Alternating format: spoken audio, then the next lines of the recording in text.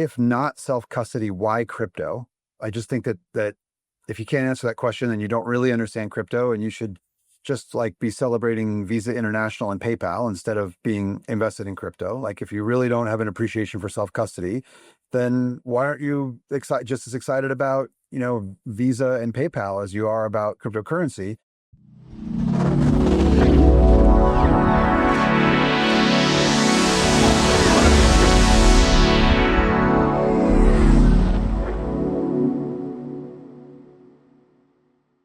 Hey everyone, welcome to the Smart Economy Podcast, where we ask your favorite builders the questions you wish you could ask yourself. This is a production of neonewstoday.com, and I'm your host, Dylan Grabowski. In this episode, we're joined by Ian Rogers, the Chief Experience Officer at Ledger, a long-standing hardware wallet provider that's been delivering secure storage devices since 2014. In this conversation, we discussed being an early-stage internet pioneer in the 90s and watching the advent and growth of the World Wide Web.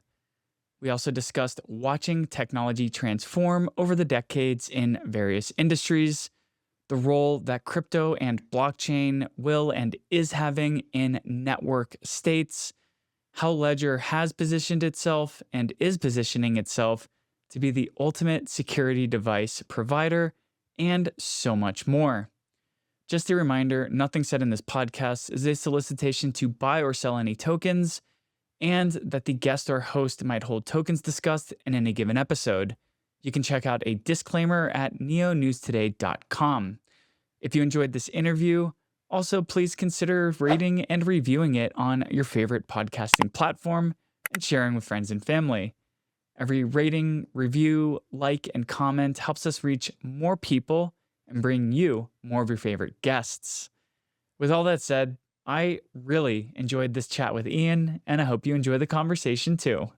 What's up, everybody? Welcome to the Smart Economy Podcast. Super psyched for today's conversation. We're joined by Ian Rogers, the Chief Experience Officer at Ledger. We all know Ledger. It's an OG hardware wallet device and service provider.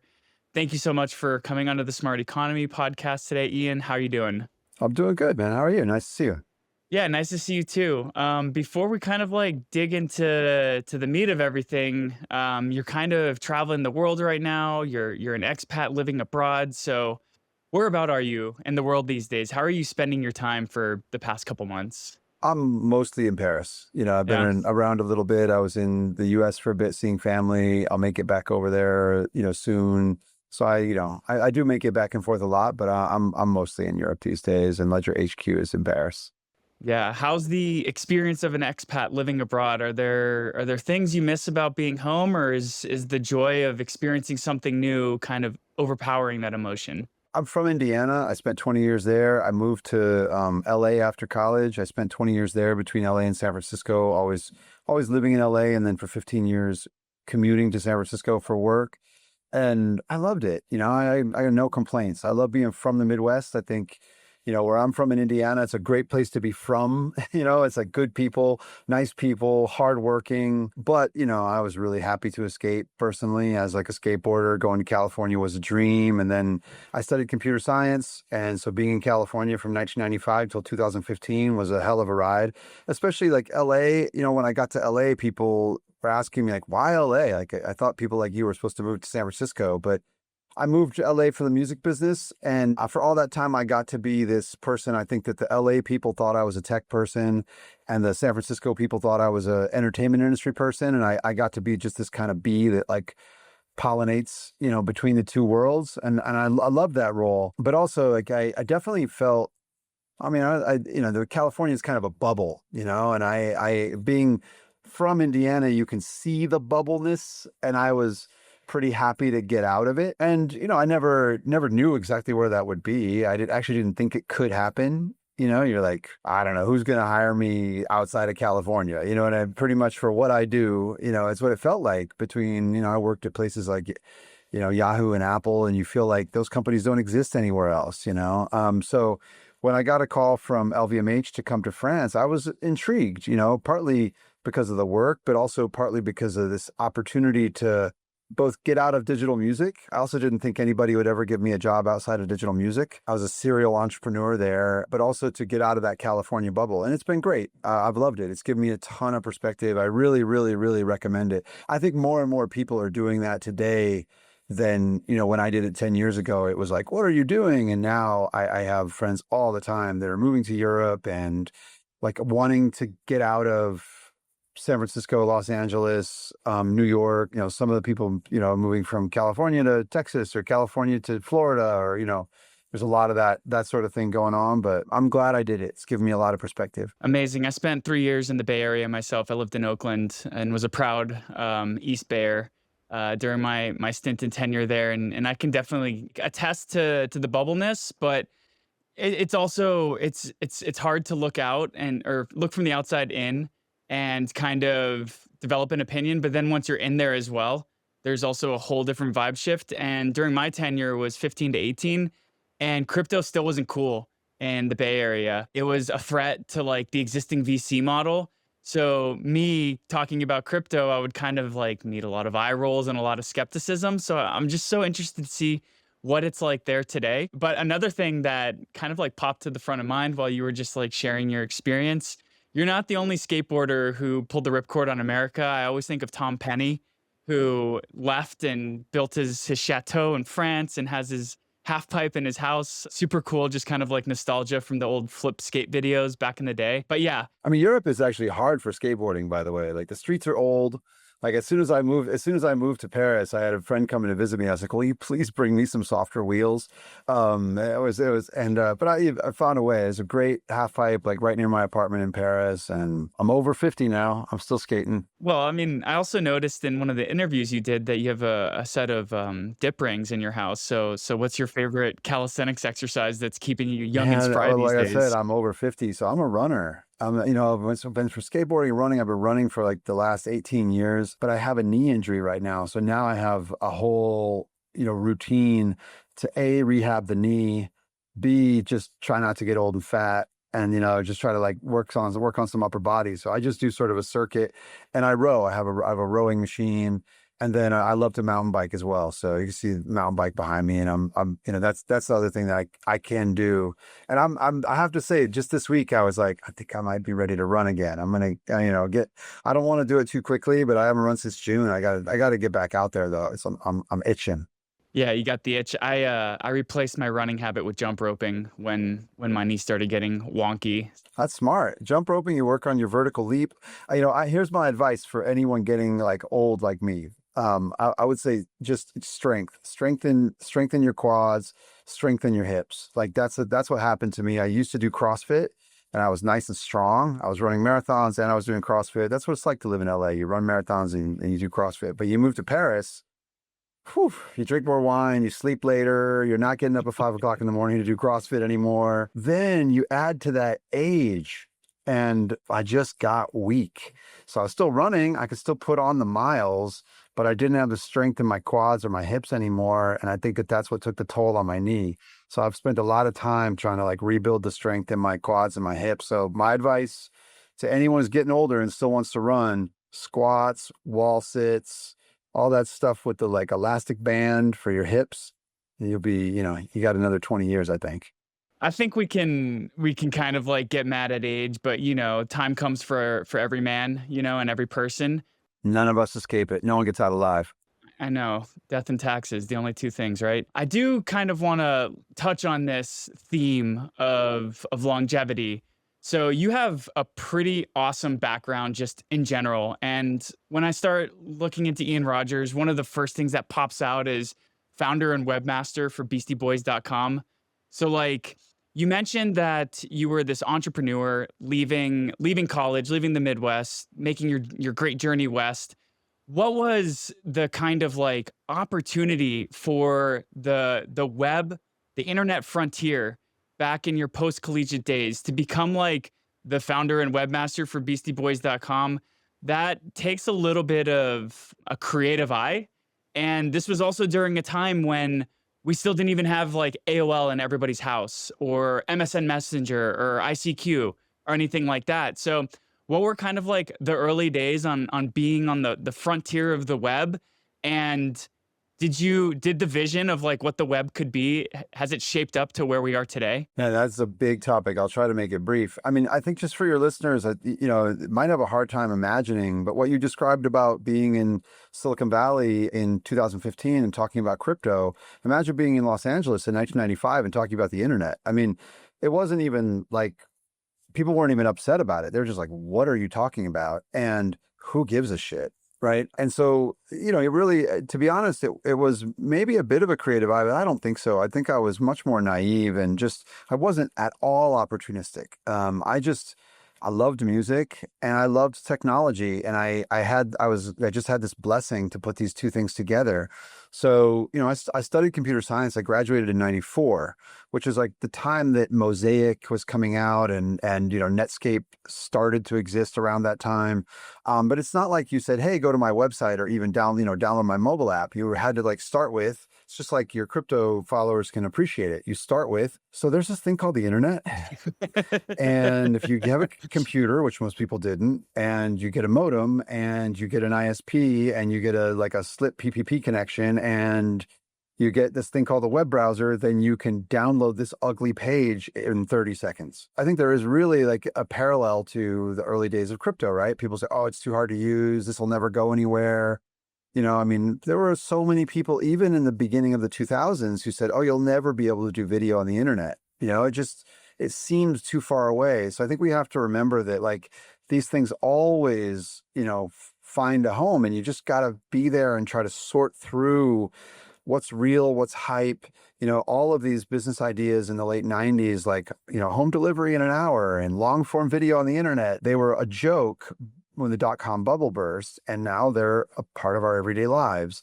And I think that there's so many parallels to crypto in that. So for me at the time, I think certainly what I've gained is a lot of perspective. At the time I was just like, I don't know, let's do this. It looks fun. And I was really surprised that anybody cared about it. I remember the first .com that I saw, it was IBM.com. And for us, it was like, whoa, .com. Like, wait, someone outside of academia might care about this? Like I had no vision of like, this is going to be everywhere and it's going to change everything and you're going to book your appointment at the DMV on the internet. Like, I mean, no way. It was really just like, for us, it was utility. We were hanging out in Usenet talking about music.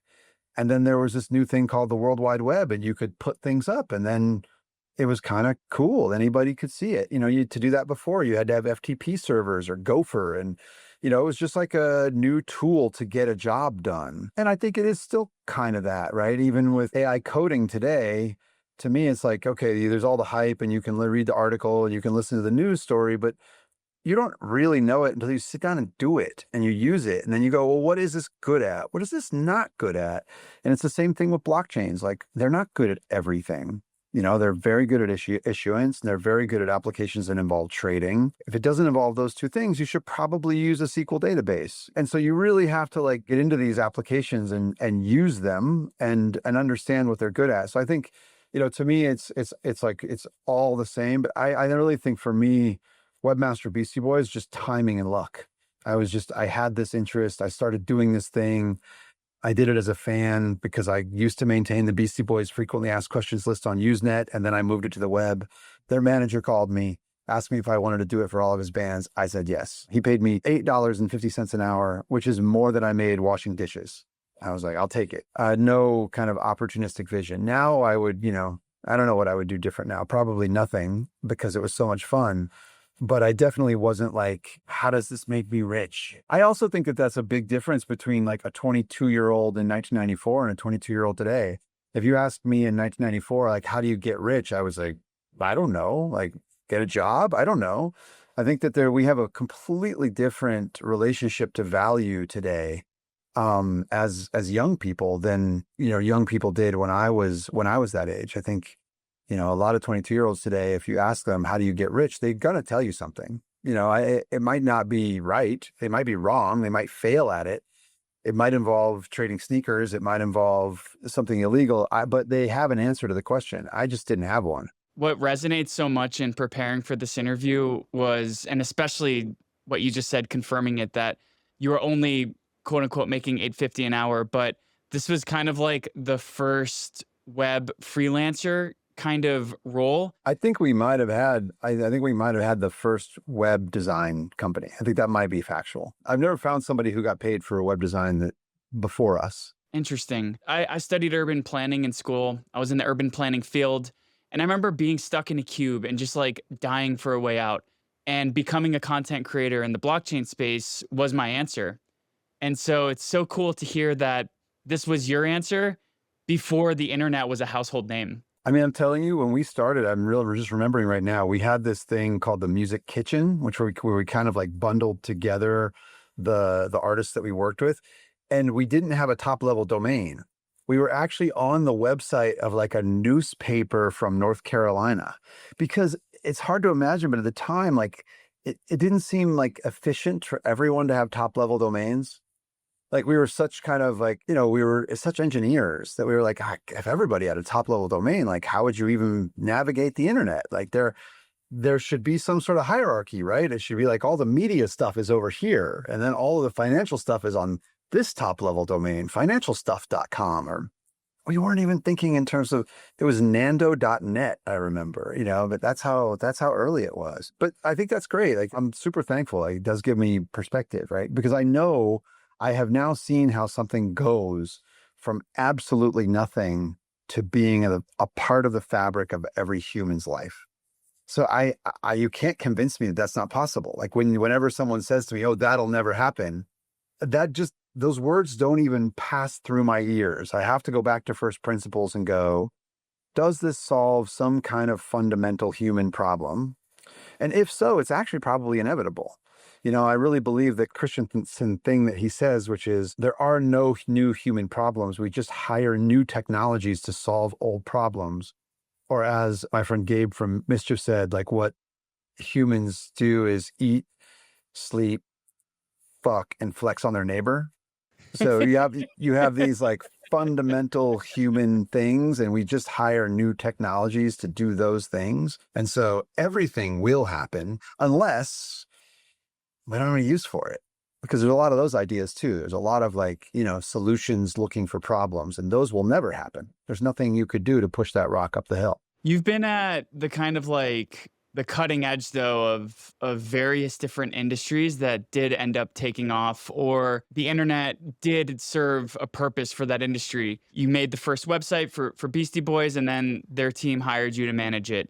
You were at Yahoo Music, and then that became working for Beats, which got acquired by Apple. You were in the luxury retail space when luxury realized we can leverage the internet to connect with our users and our audience. And then you ended up at Ledger in 2021. So are we able to kind of quantify, as history doesn't rhyme or repeat, but it rhymes? Are you able to kind of like put your finger on these like moments in time when you can feel the shift happening where this fringe thing becomes a part of the zeitgeist? Or are we still just kind of like, yeah, right place, right time, kind of got lucky? No, I think I've always been a bit early, so I have to calibrate for that. I like to explore things when not too many people are exploring them, and then try to figure out if, like, from first principles, if there's something there. And I also really like to look for things where I fundamentally believe in something. In the world of music, I love music and I love artists. I really just thought like this system that we have is inefficient. There's tons of music. I hear music that I don't like too much, and there's too much music that I would like that I can't get to. It's just fundamentally inefficient. And I saw that the internet was going to correct some of that inefficiency, and I really wanted to do that. I think, in terms of crypto, for me, it was just super obvious from the moment go. I mean, of course, the internet is going to have its own money. Like that seems really obvious. We've lived through this digitization of all information, and now we're living through the digitization of all value. And I think that's really undeniable. I also think it's why I dislike the moniker Web3, because it makes it sound like Web3 is somehow incremental to Web2, but it's not. It's a completely separate revolution. It's probably bigger. It's probably bigger in terms of its impact on humanity. It's also bigger in terms of its pitfalls, where this digitization of all information is existential if you're a media company. It doesn't. It wasn't. It was like kind of a great thing for all the users, like people loved Napster, even though it was, copyright infringement. It was joyous for consumers. I think about that relative to AI hate today. I'm like, wow, like, there's AI protests, yet the only people who protested Napster were Metallica. You know what I mean? It's like it's very strange. And I think, so I think that a digitization of all value is like, it is like, I mean, it's your life savings potentially, right? It's like you're either like winning big or you're missing out. Like those are kind of the only two options, in this world. So to me, like I really want to, like, I can't help it. I want to dig into that. I want to understand it. And then for me, why that's how I got involved with Ledger, because I just believed that Ledger was doing something that was very fundamental to the space. If not self-custody, why crypto? I just think that if you can't answer that question, then you don't really understand crypto, and you should just like be celebrating Visa International and PayPal instead of being invested in crypto. Like if you really don't have an appreciation for self-custody, then why aren't you just as excited about, Visa and PayPal as you are about, about cryptocurrency? But if self-custody, then security. And I just saw what Ledger was doing as, really fundamental. And I'm a bit of an idealist. I have zero interest in working in a bank, nor do I have an interest in working at the Amazon of banks. Like that doesn't excite me in any way, shape, or form. There is much more to Ledger's mission from an idealistic perspective, which I think is quite important and plays a very important role in kind of the long term of this industry. That's, so to me, there is a through line in all of that. There's kind of being on the frontier, really trying to understand things, first principles. I love that, that I just loved music, and that made me think of that. I mean, cryptocurrency has made me think about value in a way that I'd never thought about it growing up.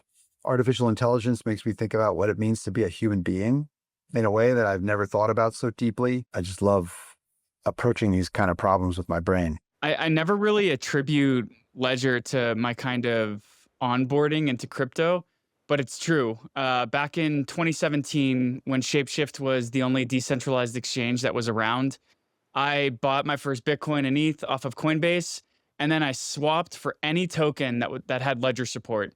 And because of that, I ended up in the ecosystem that I've been working in since 2018, all because it was a chance token that was supported by Ledger in 2017. So this is kind of I call it one of like my 2 or 3 major aha moments when it comes to distributed networks. And I'm kind of glad you brought up Napster. I was a little hesitant to bring it up because you worked in the music industry, but Napster was like antithetical to that, but it also empowered so many people. There's a lot of pros and cons to it, but I was just wondering, what was kind of like your first recognition of distributed networks and distributed architecture? And I don't want to paint your response in any way, but was it a positive or a negative when you first came across it? Oh man, I mean, if you go back, I put on my LinkedIn page, I think in 2001, it said, I don't remember what the field was, but it was just like bio, I think. And I wrote like, decentralizing that which was previously top down.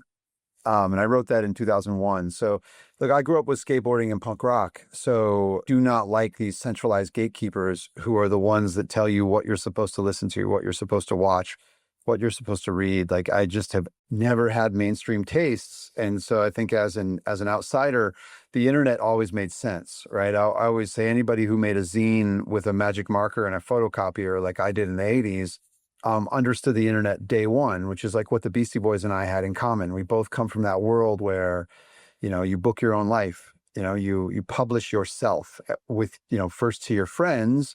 And then you're like, well, how do I get beyond this? And, then the internet comes along, you're like, oh, this looks like a tool to get beyond this. So when I first saw, I think the answer to your question is the Internet Underground Music Archive, which was started in 1993, was the first place that people would post their music, and anyone could download it off the internet. It was started in Santa Cruz back in 1993, and I remember like pacing around my apartment going, this is going to change everything.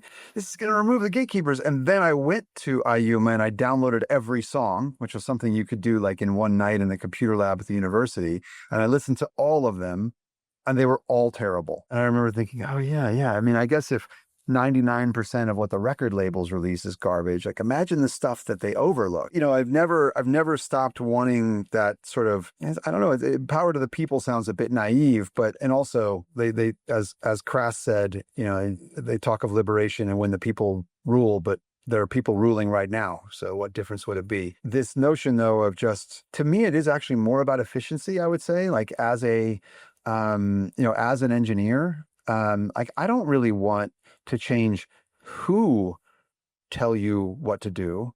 I actually want to build systems so that we can choose what to do as individuals.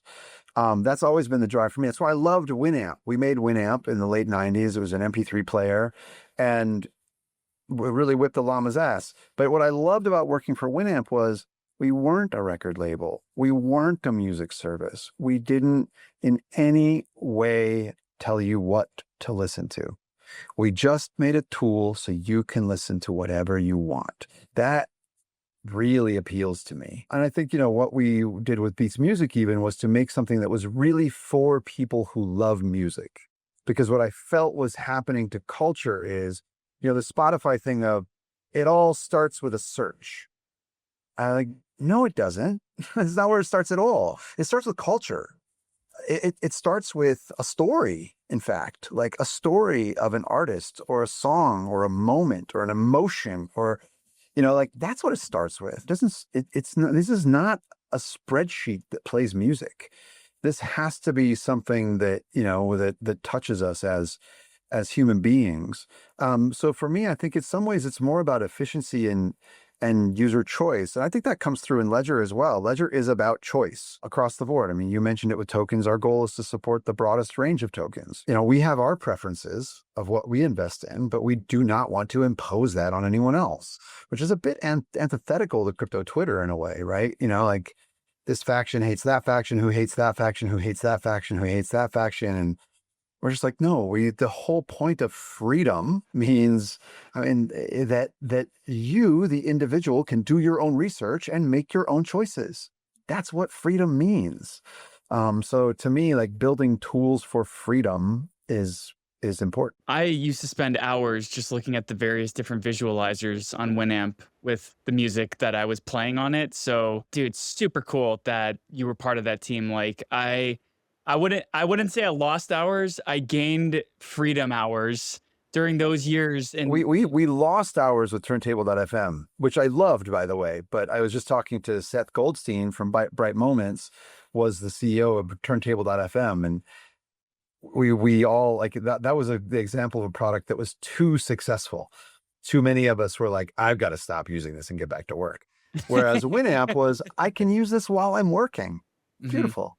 It was super simple. The design was just like, give me what I want and make it simple to use it. Well, there's also an open platform. I think that what's also relevant to what we do in crypto today is 50,000 skins, 5,000 plugins. We were a 4-person team, who had 30 million users in 1999, which, there were only 500 million people on the internet at that moment. So if you think about, that's like kind of today in crypto having 30 million users and with a very small team.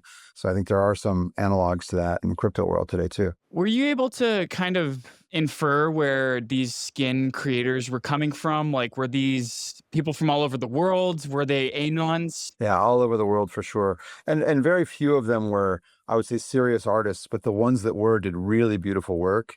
The problem is that people built these tools where you could just like take an image and it would turn it into a Winamp skin. So people just like take a piece of porn, Winamp skin, and then upload it to us. I'm like, oh, man, please stop.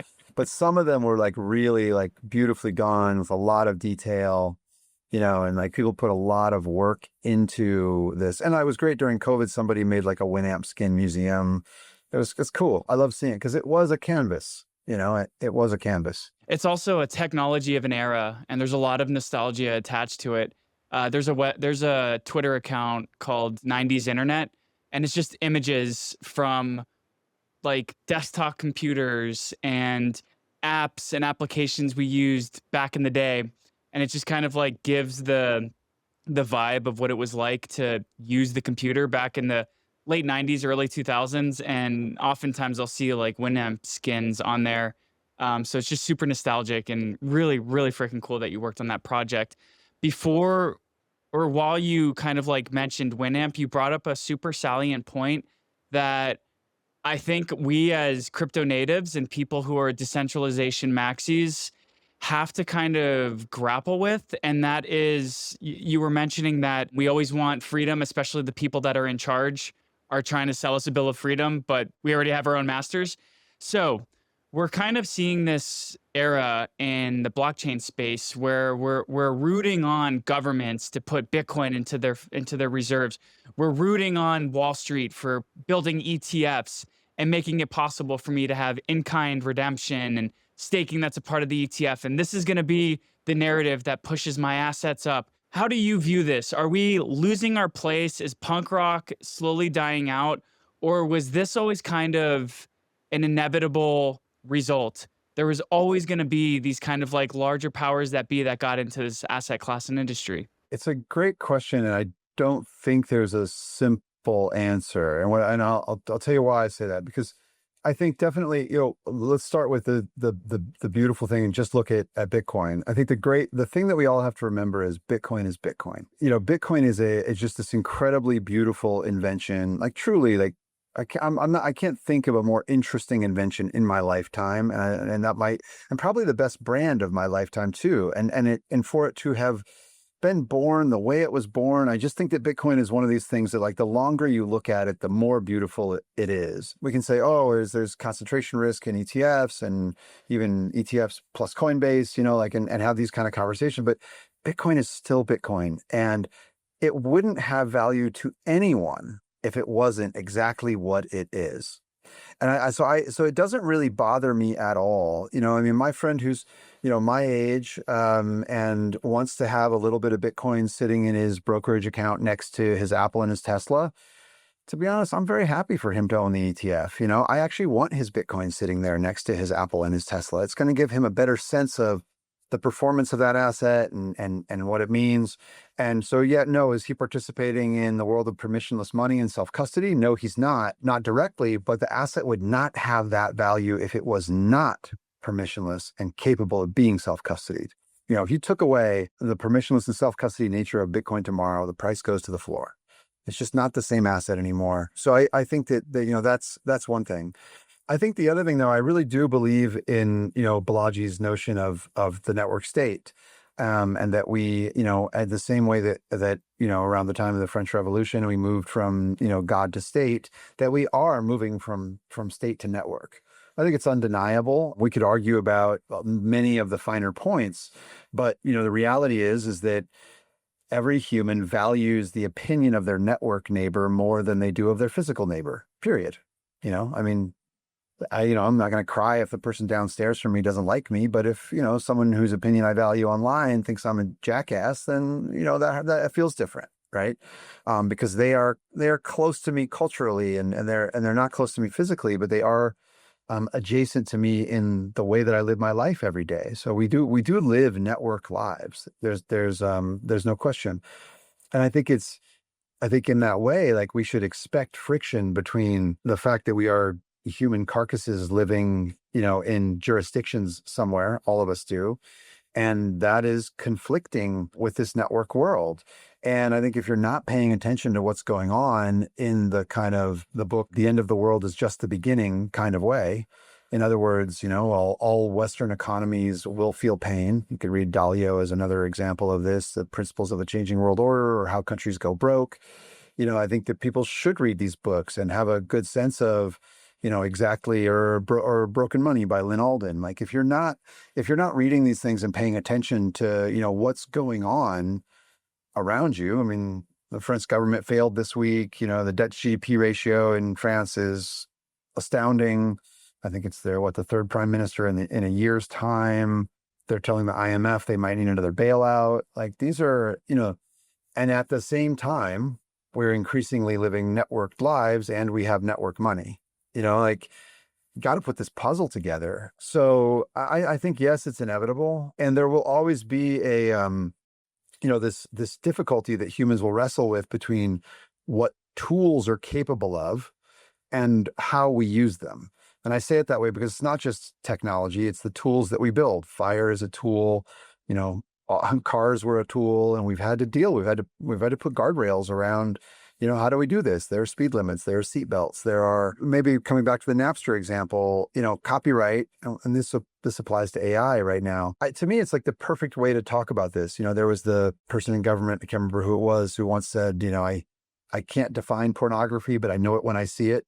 That applies to everything, right? I think that you and I could agree that if I, take an album and just upload it to Spotify and say change the album cover and change, the name of the album and say it's my album, that's theft. We don't want to live in a world where people can do that. We just don't, that's not, we're human beings. We can agree. No, you can't do that. Don't take someone else's album, upload it and call it yours. No, we don't want to live in that world.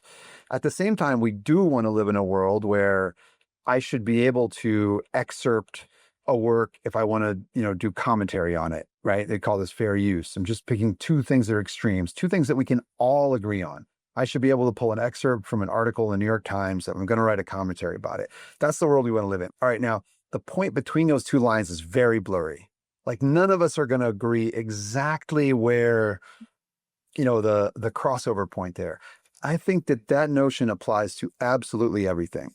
When it comes to digital money, we're probably going to be able to find these extreme points that we agree upon. And then the middle is going to be not only blurry, but arbitrary. Like, at the end of the day, even if we have to set a rule around it, we're going to have to set a rule. And that rule is going to be arbitrary. And then we're all going to have to live with it. So I think some of it is kind of government. Some of it is just like, how do we live together? It's inevitable. And we should never expect it to be any other way, but we should fight about the finer details. We should, be really offended if you can go to jail for writing code. There are these things, there are places where we do need to take an idealistic, stance, or, we run the risk of going, backwards. It's a true thing that, it was, for a moment, it was maybe going to be illegal to rip compact discs. It went even further than that. It was, I guess, there was a time when the VCR was maybe going to be illegal. So when these things happen, we must stand up and say, no, we're not going to let you go this far to protect your industry. Right? Operation Choke Point 2.0 was another one of these times. We said, like, look, banking industry, we know you don't like this and you would love to slow the technology that is coming to take away some of your stranglehold, but there is a limit to, how much anti-competitive behavior you can bring to bear. Like, these things are important. So I think it's inevitable. I also think that it's a bit like there are a lot of things where it feels like a fight constantly, and then you look in the rearview mirror and you're like, they actually made progress. If you'd have told me when I was a kid that we would have gay marriage and legalize marijuana and like these things, I'd be like, that's insane, right? But we do, and it was it was a fight, but things do change over time. I love that you brought that up. Like I said, I used to be an urban planner, so I've like rubbed elbows in the government sphere for a good chunk of my career. And in 2023, I went with Coinbase and Stand with Crypto out to DC to talk with Colorado's legislators about pro crypto sensible blockchain legislation. And it was the first time in my life where I felt like I participated in democracy and it actually worked. There was people who were listening, and we saw a tangible result in Operation Choke Point 2.0 being overturned. We saw the wave in pro crypto elections and people who are running on pro crypto ideology. We saw them get voted into power last November.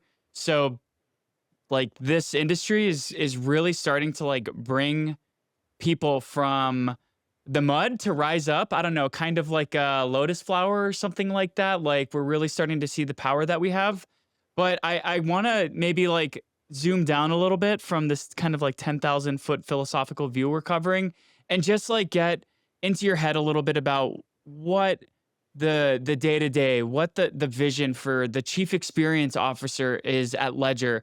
Like, what is your role bringing to what was like super important to my onboarding and aha moment into blockchain and crypto?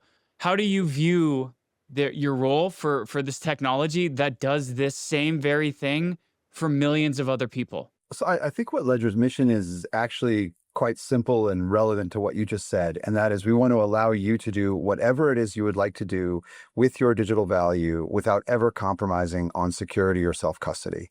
So to offer, and if you look at what Ledger has done over the past 5 years, you've seen us really improving the usability of the device, adding a lot to what you can do with Ledger within Ledger Live. So adding tons of services, buy, swap, stake, earn, credit card, these kinds of services right into Ledger Live.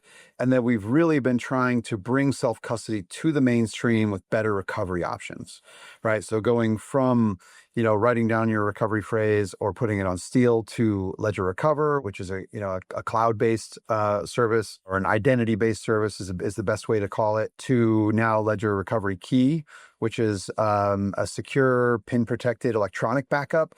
And we need those things because to bring self-custody to more people, you have to have a way that self-custody is doable. So really, that's what we're doing every day. I think if you're looking at a solution, I think another way to put it is this: if we're at this phase now, and this is different than 2021, right? In 2021, we were talking about DeFi, we were talking about NFTs, very much like a self-custody, movement, I would say. Now we have this merger of TradFi and crypto, and there are lots of ways to get exposure. ETF, the exchanges like Coinbase and Kraken are better and stronger than ever. But we all know that those things are a compromise, right? Those of us who are serious about digital value, we know that those things are a compromise. And so if you think about it, we have, 7 billion smartphones on planet Earth. The vast majority of those have some kind of value management app on them, whether it's your banking app or PayPal or Venmo or Coinbase or Robinhood, Revolut, etc. Ledger is the pro version of that value app. We are for people who are serious about digital value, security, self-custody, the lack of counterparty risk, aka not getting FTX'd. That's what Ledger is. Now, for us to be that, what do you need as a user? Well, you need security. And our security standards are very high. Really, nobody has the architecture that we have when it comes to security. Happy to talk more about that specifically, but there is not another product on the market that has the level of security the Ledger has. We had a moment this week, this past week, where your two options were use a Ledger and look at your secure screen, or do not interact with any blockchain until all this blows over.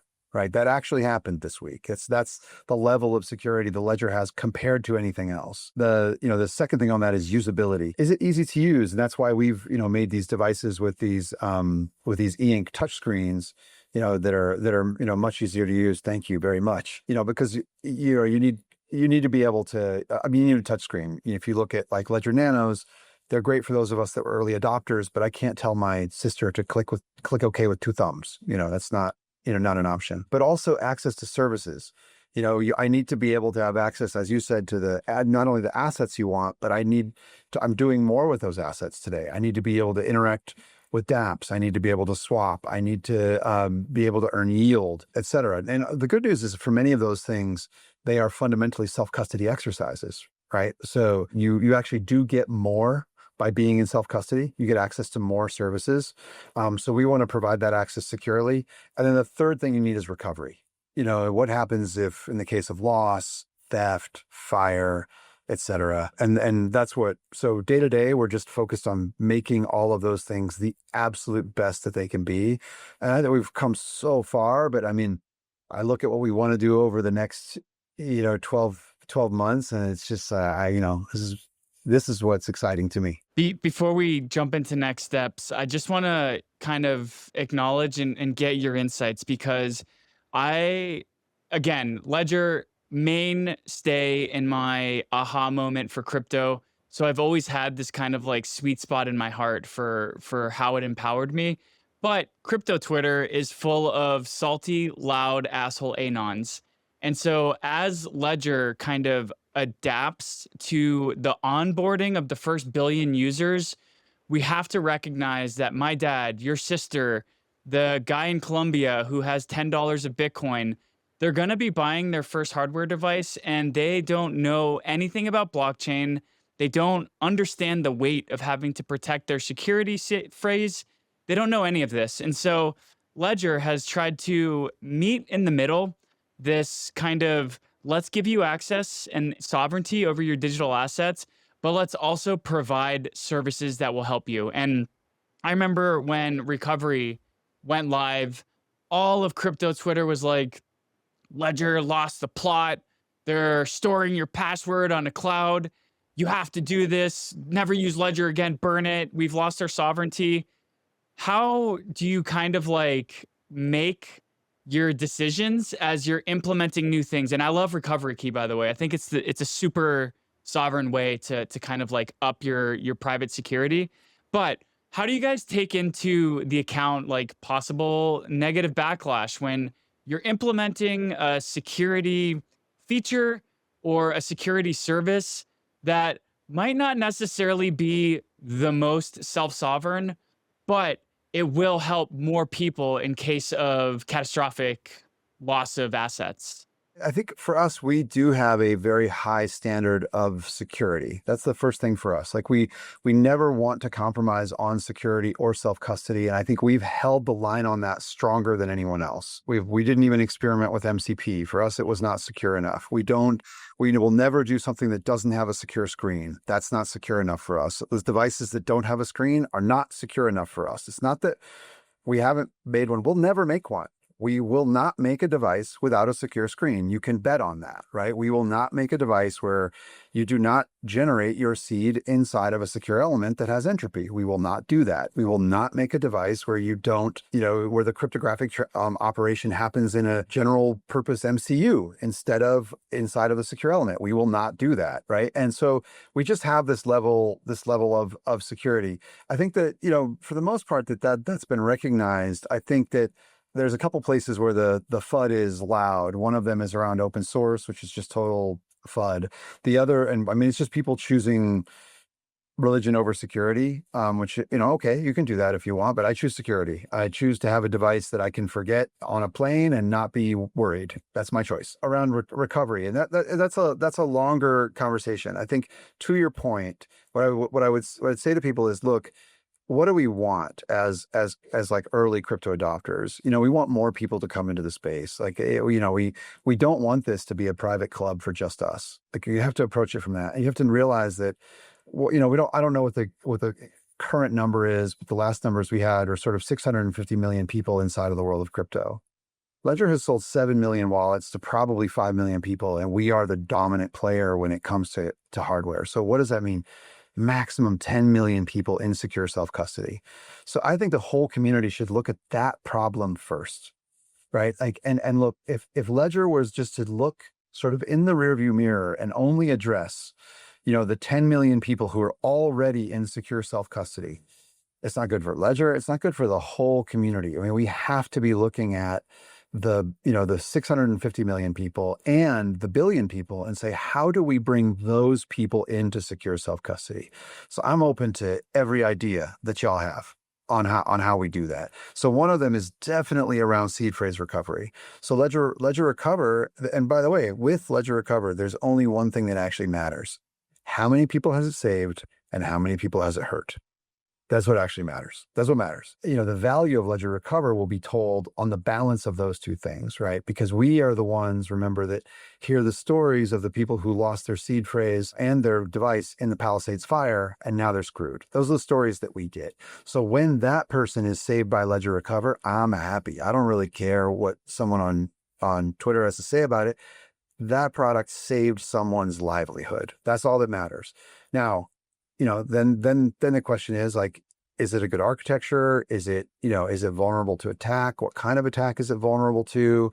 We care a lot about those things, but that's also why, there's a white paper, it's open source. There's a 6-part blog story about it. We hope that every security expert in the world is looking at it and telling us if they see a vulnerability, but it also exposed to us that there's a lot, we really didn't do a very good job communicating it. The news leaked in just some release notes before we had a chance to explain it to the audience. And if you look at the way that we launched Recovery Key this year, you can see us learn from that mistake. Because with Recovery Key, what I basically learned from that whole experience is it's impossible to talk to a mainstream community and crypto Twitter at the same time. It's impossible. Don't even try. It's not possible. They're very, very, very different. A newbie is completely terrified by crypto Twitter, and you have to talk to them in a certain way, and crypto Twitter expects something. And so, and that's good actually, because what we did with Recovery Key, if you look at the way that we launched it, is before we talked about when it was going to be available, how much it was going to cost, even the fact that we're giving it away for free with every device, we didn't say any of these things. What we did is we said, we've developed a solution. It works like this. Here's the white paper. Here's the code.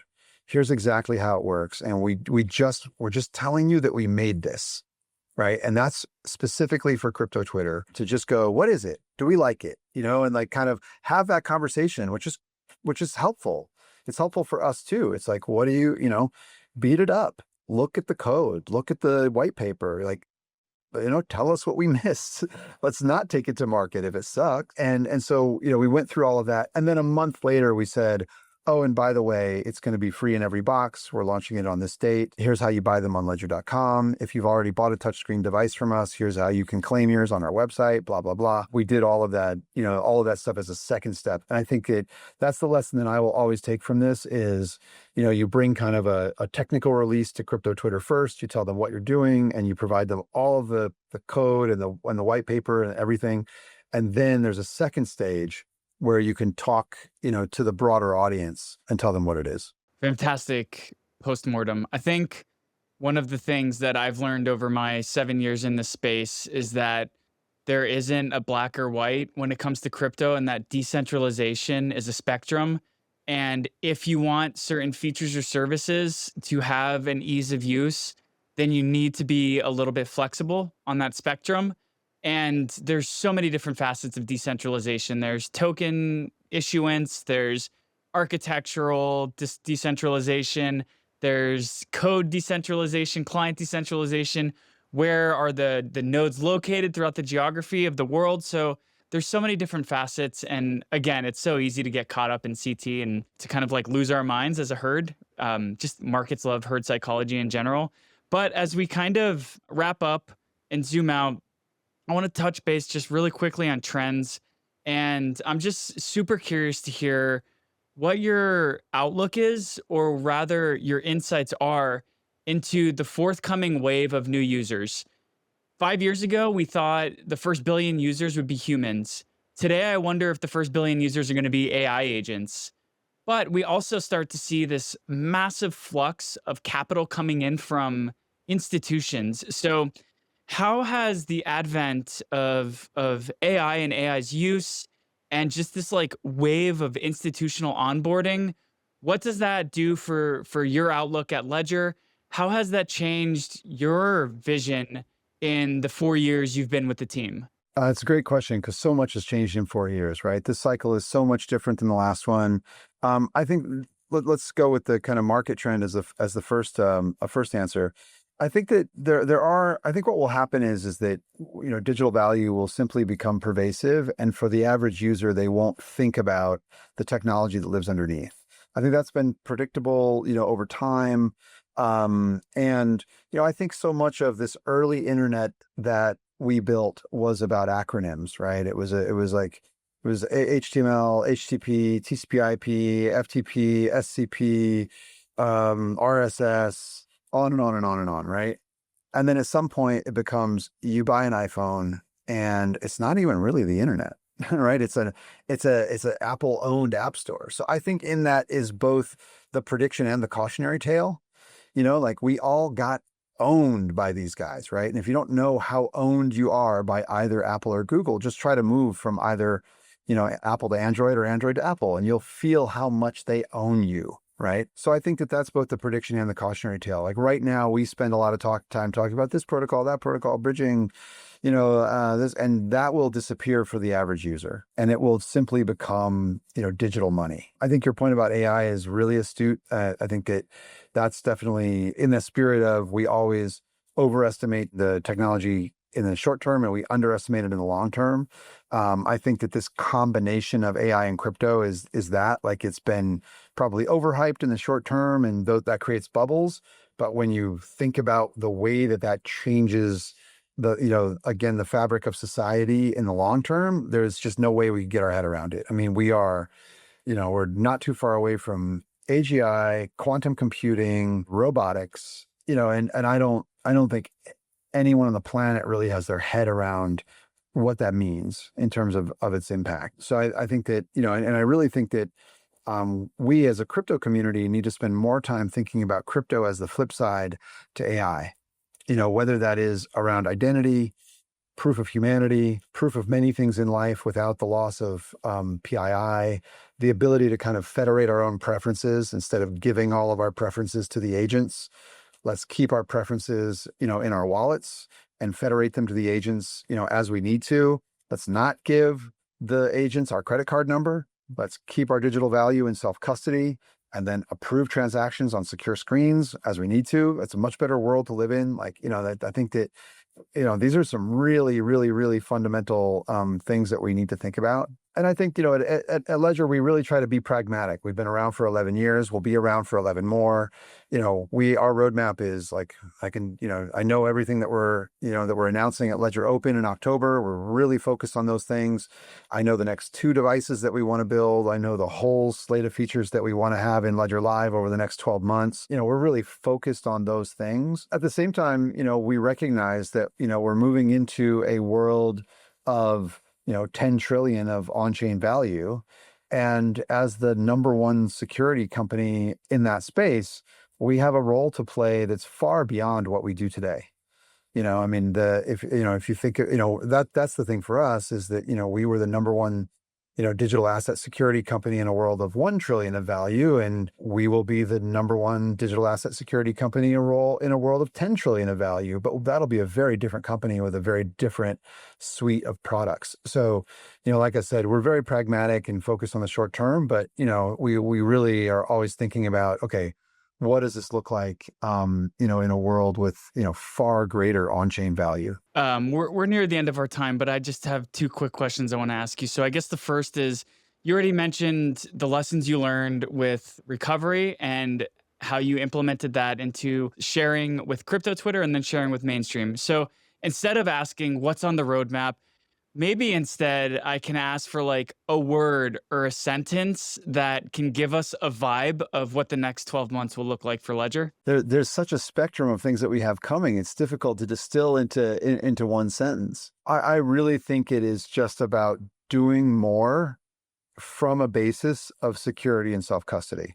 Everything fits on that theme because it's, remember that we have Ledger Enterprise as well as Ledger, the Ledger wallets that everyone's familiar with. So we're thinking about both enterprise and that the retail customer, especially in this cycle, but also for that retail customer, which is really where the action is. We just want you to be able to do more inside of Ledger Live, and that combination of software, hardware is is so much more than what we had in 2020. That's the main thing. We're doing so much more with our digital assets, but you need to be able to do it from the security and self-custody of that Ledger offers. Cool. And kind of final question is crypto still punk rock? Crypto is very punk rock. There's no question.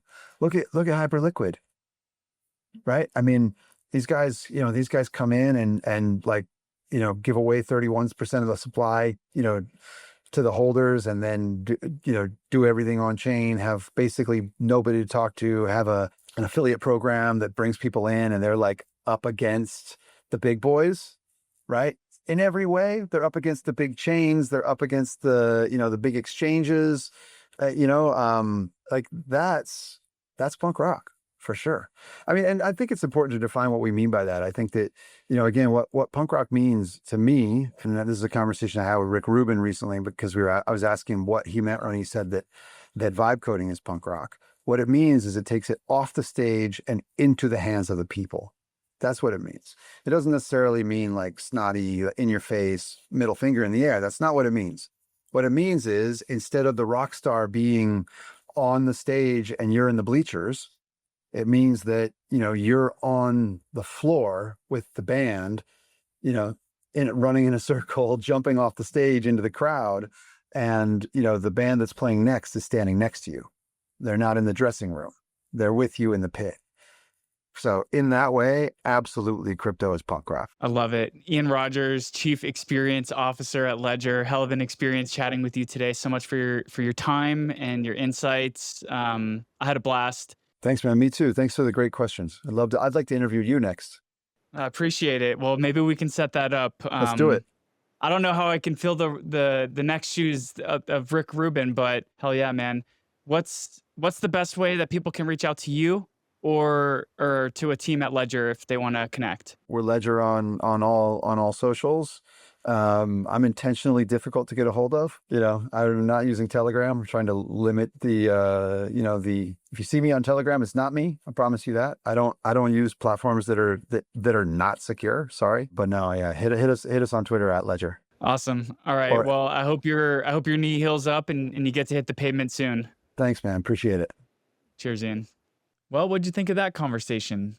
Thank you so much for tuning in to the Smart Economy podcast. To stay in the loop with all of our latest episodes and insights, head over to www.smarteconomypodcast.com. And don't forget to subscribe to our YouTube channel for all of our video content. If you enjoyed today's discussion, please consider showing your support by liking, commenting, and reviewing this episode on your favorite podcasting platform. Your feedback helps us reach more listeners and brings even better content your way. We'd also love to hear from you. So drop a comment on Spotify or YouTube to share what topics you'd like us to cover and who you'd like to see as our next guest. And if you or someone you know might make a great guest, please don't hesitate to reach out. We're always on the hunt for fresh voices and new perspectives. And for our NEO token holders out there, please consider voting for NEO News today as your council representative. We've proudly been serving the NEO ecosystem since 2017, and will continue to do so by putting portions of our council rewards directly back into ecosystem growth initiatives. So, once again, thank you for listening to the Smart Economy podcast, and we look forward to catching you next time.